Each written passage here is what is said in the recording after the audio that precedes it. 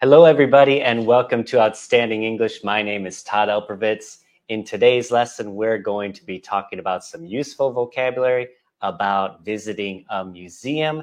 For today, we have quite a few vocabulary items, and then we have 3 dialogues about visiting 3 different types of museums. If you have any questions during our live stream, be sure to ask them in the chat. And if you are watching a replay, feel free to leave them as a comment, and I will answer each and every one of them as they come towards the end of our live lesson today. So our first up right over here, we got 3 different types of museums here. The 3 most common ones you'll probably find right here. We have an art museum, which has works of art. We have history museums, which contain things made by people. And we have natural history museums, which include evidence or fossils of life from many years ago. So you may find dinosaur fossils there or other fossils of creatures that lived on Earth maybe millions of years ago. So we also have science museums where they often have a lot of hands-on activities you can do, and children's museums, which have a lot of activities geared towards children. And there are also other types of museums. This is not a complete list. This is just a few popular ones. Maritime museums are all about boats and ships, and aviation museums are all about airplanes. Space museums are about space and space travel, space exploration. Military museums are about a country's armed forces, such as their army, their navy. And a transportation museum is about cars, trains, and airplanes, how we get from one place to another. And a botanical garden is a special type of museum, which often has, well, always has live plants and information about plant life. So first up, when you go to an art museum, you will see a lot of paintings, and I'm going to describe briefly a few popular styles of paintings. Our first one are the realism paintings, and these started in France in the 1840s, and this style creates an illusion of space and depth and tries to make the subject look real. I think the most prominent person from this style of art would be Millet. And next to it on the right, all the way on the right, we have the painterly style. And this is known for the large brush strokes, big broad brush strokes, which leave a lot of texture on the canvas. And this started at the end of the 1800s. And probably the most famous example of an artist in this style is Matisse. Impressionism in the middle here is a focus on how light affects how we see a subject, and it's known for having very short, choppy brush strokes.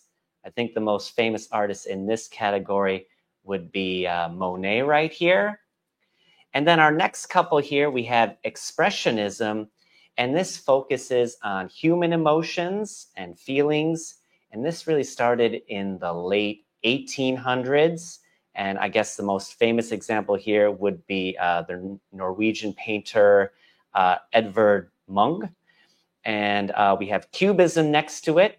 And this uses lots of shapes. I think the most common examples of artists who use Cubism would be Picasso or Duchamp. And this started in the early 1900s.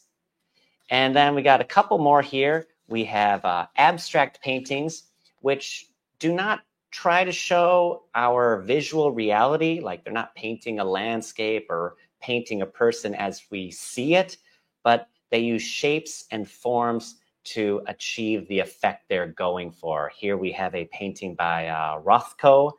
And Surrealism, this started kind of in the, I guess the 1920s probably, 1920s. And this tries to take everyday scenes or everyday objects and make them look bizarre or perplexing. And probably the most famous artists in this category would be Dali, followed by Miro probably. And over here, next up, outside of paintings, we have sculptures, which you'll find at art museums. These are 3D works of art created by shaping or carving a solid material such as stone, wood, metal, or clay. And if you go to a natural history museum, you will find fossils. Here we have a fossil of a dinosaur skeleton. We have a fossil imprint of a fish skeleton, and we have a fossil of a leaf right here. So you can find those at a natural history museum. And our next special word here is exhibit. And exhibit is a display or presentation of an object, artwork, or information. So as you walk through a museum, you might say, oh, I'm interested in this exhibit. Exhibit is a clipped form or shortened form of the word exhibition. But when you're talking about art, an exhibition usually refers to many items or an entire event, while exhibit usually refers to just one item in that museum. Here is the term permanent exhibition, and this would be items that are always at that particular museum. So it's part of a permanent exhibition. It's always there, no matter when you go, it stays there. It's always on the walls. And that's the opposite of a temporary exhibition. A temporary exhibition may be just for a week, 2 weeks, maybe a couple months. It could be an exhibition that goes from museum to museum. So it's in one museum for 1 month, and then it's taken and set up in another museum. Or it could be something like local artwork. So maybe a high school class has their artwork displayed in a temporary exhibition. Maybe they put it up in May, and in June, when it's summer vacation, the artwork is taken down. So a temporary exhibition has a limited time in which you can go see it. And over here we have an interactive exhibit. An interactive exhibit is any exhibit you can touch and it does something.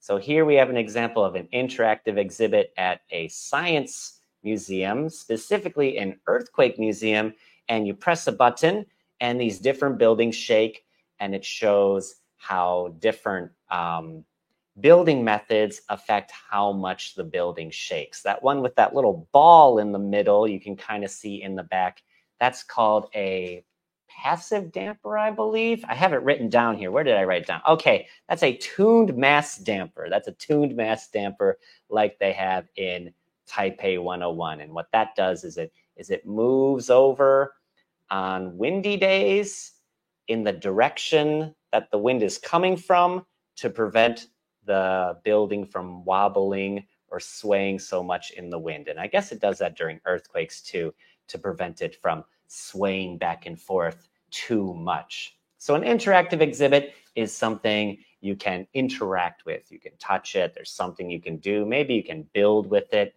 and something fun like that. And often in museums, you may find a tour guide. A tour guide will take people through some of the exhibits and explain them to the visitors. So sometimes tour guides are available. You just need to reserve them. Sometimes if you have a big group, you can reserve them, especially if you're going with like a class.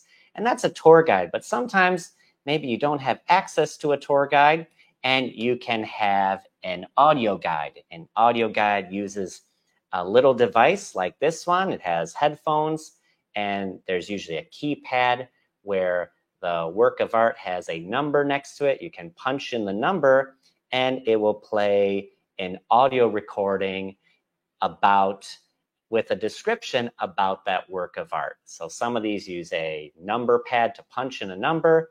Some of them use a QR code or a barcode so that it will play the audio guide. For the audio guide, they usually have several different languages available, so you don't have to worry about having to understand a language you're unfamiliar with. I'm sure most museum audio guides have all the major languages recorded on them for you. And if you're at a museum, you will see an artifact. An artifact is an object made by a person, and an artifact is typically something that has historical, cultural, artistic, or scientific significance. So it's something important made by people. And also in some museums, you will see a diorama. And a diorama is a 3D model. Sometimes it has figurines, and it's used for educational purposes. So here we have some people standing on a castle. So this would be some kind of history museum, maybe about medieval life, showing how people lived and worked in this castle right here. This is a diorama. And a specimen is a physical sample or an organism or its tissues, like its skin or its body parts that are used for scientific research or education. So you may see like the one in the middle, you got this fish in this container. It's in a liquid, which preserves it so the body doesn't rot and you can kind of look at it. And you also have a mounted butterfly here. So they pin the butterfly or another insect in a case so you can look at it. And we have what looks like a taxidermied wolf or fox right here. Taxidermied is when they stuff the animal and display it like this. So that's specimen right there. And the next one is a collection. And the collection is all the items that are at that particular museum. We call that the museum's collection. Some of that collection might be available to see, and some of that collection might not be available to see. Not all the items at a museum are on display all the time for everybody to see. Some might be stored somewhere, maybe because they have similar items on display, and some may be rotated in and out of being available to be seen by the public. So that's a collection. All the items that the museum has is called its collection, the museum's collection. And next up here, we have a gallery. And this is where the items are displayed in a museum. It's in the museum's gallery. So that collection I talked about, the items we can see are in the gallery. That's the places you can go and look around in the gallery. Our next one is the curator, and the curator has a very important job at a museum. The curator is the person in charge of managing the museum's collection and adding items to the collection and making sure everything is cared for properly. So they kind of manage the collection at the museum. They're in charge of getting new items into the museum. They're in charge of getting rid of items that maybe they have, a similar copy of, or extra kind of things that they don't need really. Maybe they have too many of one style painting. They need to get rid of some. They need to sell some or donate some to other museums. The curator is in charge of managing that collection and making sure it's well cared for. So our next special item here is the display case. The display case goes over an artifact or another item, and it allows you to see that item up close and protects that item from people who might want to touch that item. So the display case is there to keep the item safe from people's hands. And also, if you look closely at some display cases, they have like what's called climate control. So they keep it at a certain humidity level, make sure it's not too much moisture in the air inside the display case. And they prevent people from poking at the item and possibly ruining it. And here we have a planetarium, which can be found at some science museums. A planetarium has many seats that are kind of lean back quite a ways, so you're almost lying down. And the screen for a planetarium is like a dome on top of you. And this picture on the left shows a projector at a planetarium. So this projector will show the night sky on the dome screen of a planetarium. So pretty interesting stuff. Some cities, some big science museums have their own planetariums. Even some high schools in America have their own planetariums. But planetariums are a really fun place to take kids to, especially kids who are interested in space. Next up, we have the museum label. This is the small label next to a piece of art or under a piece of art, and it shows who the artist is. It tells the artist's name.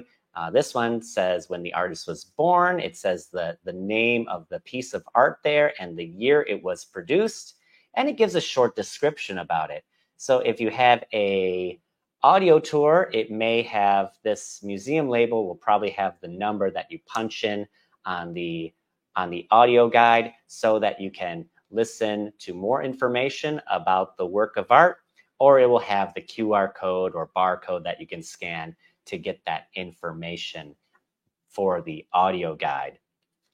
So next up, we have restoration, and this is the process of taking a work of art or object and making it look how it looked before. So over time, works of art may slowly get a layer of like grime and dirt and dust on them. So the items need to be cleaned. Also, sometimes there is loose paint on a painting, and that loose paint needs to be reattached. So that's what will happen during restoration. There may be cracks or tears in the work of art or flaking of the paint that need to be fixed. And also during restoration, there may be some in-painting, which is retouching or repainting small sections of the painting to make it look like it did before. In addition, with restoration, they'll add a layer of varnish to it, which is a clear liquid that goes over a painting to protect it from further damage. So a lot of work goes into restoration. It's very careful. Got to be very careful when you do it. And our first dialogue today is called At an Art Museum. We have two people in this dialogue.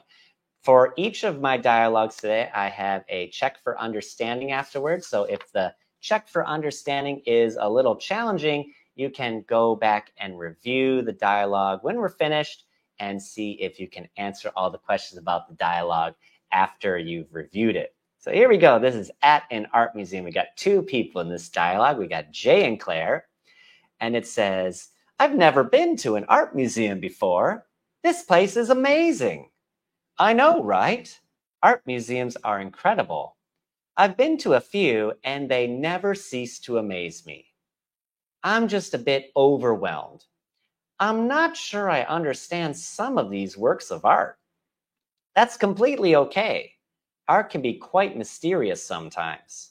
If you have any questions about what you're seeing, feel free to ask me. Thanks, that's very kind of you. What's this one? It's just a painting of a bowl of fruit. Ah, that's a still life painting. It's a common genre in art. It's about capturing the beauty of everyday objects. Look closely to notice the details in the fruit and the way the light falls on it. I see.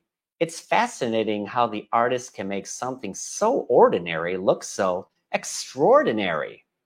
Exactly. That's the beauty of art. It allows us to see the world in a new light. And what about this sculpture over here? It's a bunch of twisted pieces of metal. That's a modern sculpture. It challenges how we see the world. The artist might be trying to show a sense of chaos or the complexity of life through these shapes. It's definitely different from what I expected to see in a museum.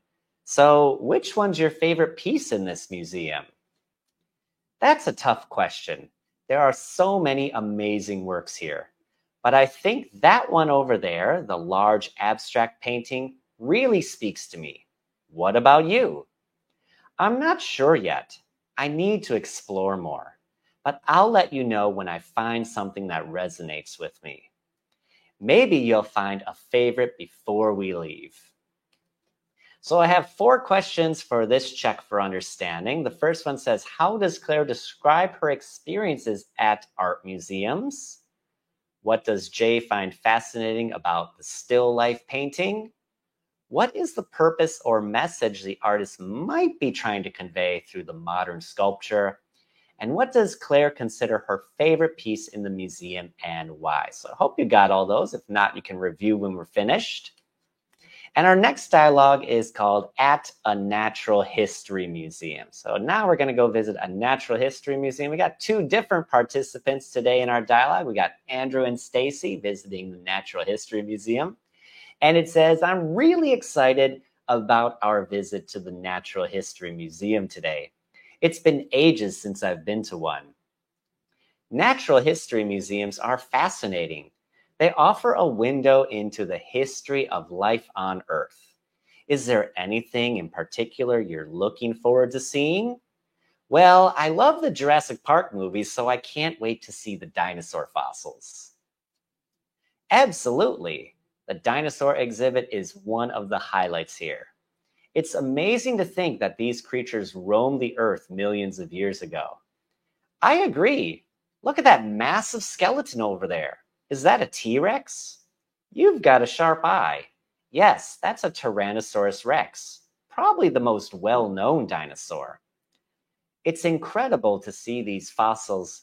It's incredible to see its fossils up close. And what are those colorful rocks in the next room? Those are gemstones and minerals. Some of them are not only beautiful, but also have fascinating geological and historical significance. They're used in jewelry, technology, and more. I had no idea they came in so many colors and shapes. What's that sparkling blue one? That's a sapphire. It's used in jewelry, and people often associate it with wisdom and royalty. The audio tour is very helpful. It explains the significance of each item. What's that dark room over there? It looks like a cave. That's a diorama representing a cave ecosystem. It's a way to show how life thrives even in the darkest and most challenging environments. I'm learning so much today. I didn't realize there was so much to explore in a natural history museum. It's a world of wonders, and there's always something new to discover. I'm glad you're enjoying it.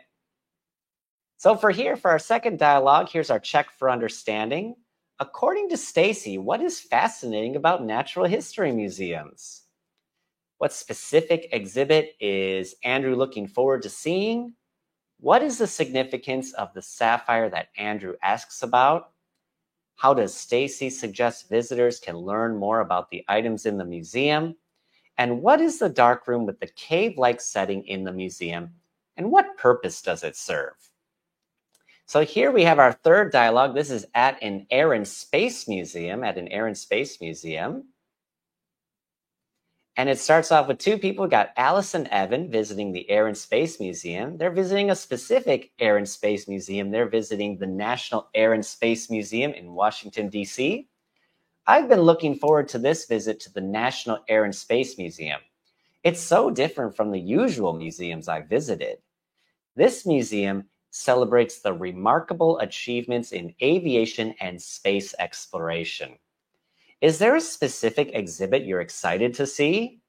Well, I've always been fascinated by space travel, so I can't wait to see the spacecrafts and rockets. You're in for a treat. The space exploration section has some iconic artifacts, including the actual Apollo lunar module. Wow, that's incredible. To think that astronauts used that to land on the moon. It's mind-blowing, isn't it? Imagine being in a spacecraft that's been to the moon and back. And right over here, there's a replica of the Wright brothers' first airplane, right? No, actually, that's the original Wright Flyer, the very plane the Wright brothers, Orville and Wilbur, used for their historic first powered flight in 1903. No way, I can't believe it's right here. That's an incredible piece of history. Absolutely. This museum is all about preserving the history of flight and space exploration. I see they also have a section on spacesuits. I've always wondered how astronauts survive in space.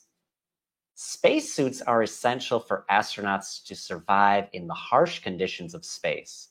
They provide oxygen, protection from extreme temperatures, and a life support system.